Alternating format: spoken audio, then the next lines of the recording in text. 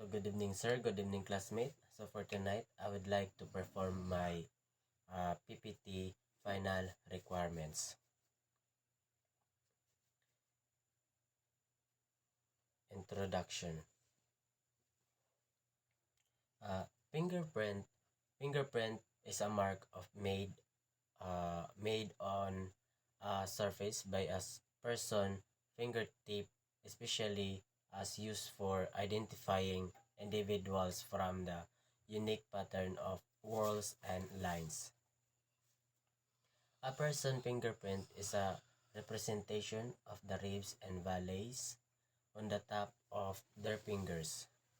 No, two people may have the same fingerprint. It is used to establish a person identification. A unique identifier fingerprinting is one from of biometrics science, which use people's physical or biological characteristic to identify them. Dactyloscopy. Dactyloscopy is based on the classification and study of pattern found in specific prints on the surface of a finger. There are a number of range and furrows that may make up a fingerprint. The loops fingerprint. The loops, whorls, and arches this range and furrow generate typically follow a number of different patterns.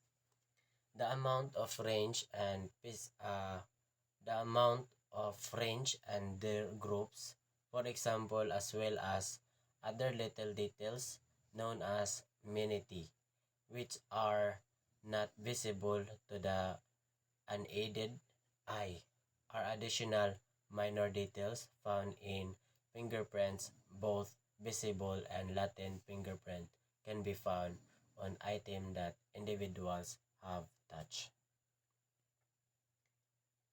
So discussion. Uh, I have here my own fingerprint examination, and as you can see, my latent print and standard print, I treat it as a ulnar type of pattern uh, for type of pattern for it has one delta and one core. I classified my latent print and standard print as left loop because based on its pattern formation, its range uh, form ulnar loops. Ulnar loops are those types of pattern in which the loop flows in the direction in the middle finger. Standard print is a left loop because the range of both prints it runs toward the same direction and also touches the imagery line in the core to delta. In tracing it range, I found that uh, my latent print and standard print in range tracing it can be classified as al ulnar 12. That is why I use range tracing.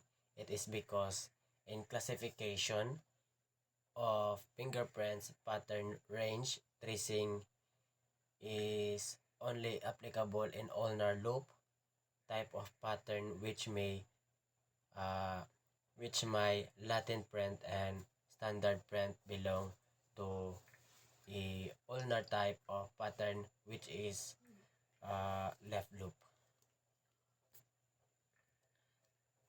So findings. Let's proceed to findings.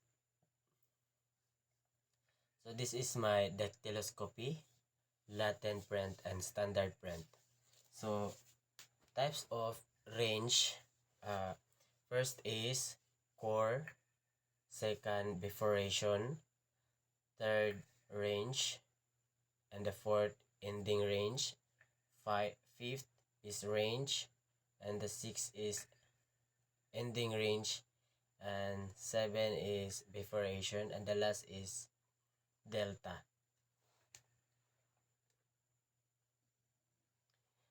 So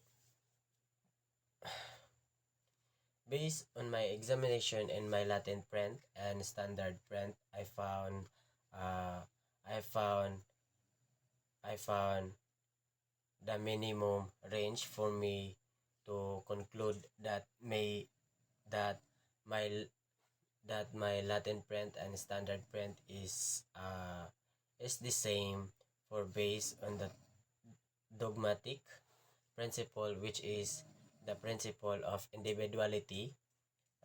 No one has the same fingerprint except if it is taken from the same finger. In examining my Latin and standard print, I can say that these two prints are identical, taken by the same finger and owned by one person. It will remain unchanged till and after the final decomposition of the human body. So conclusion. Based on the result of my fingerprint examination, I conclude that John Timothy Ranario Fanchon is the owner of the Latin print that I am assigned to study and identify. In my dactyloscopy examination, by comparing and tracing my Latin print and standard print, I I have found that I have met the minimum number of range formation to conclude that the standard print that I use as a basis for my examination and the Latin print that I was assigned to ident- identify and study is identical. I am 100% sure that the Latin print I study was owned by Mr. Fanchon, for no one other person has the same finger except it is taken by the same finger. And that's all. Thank you.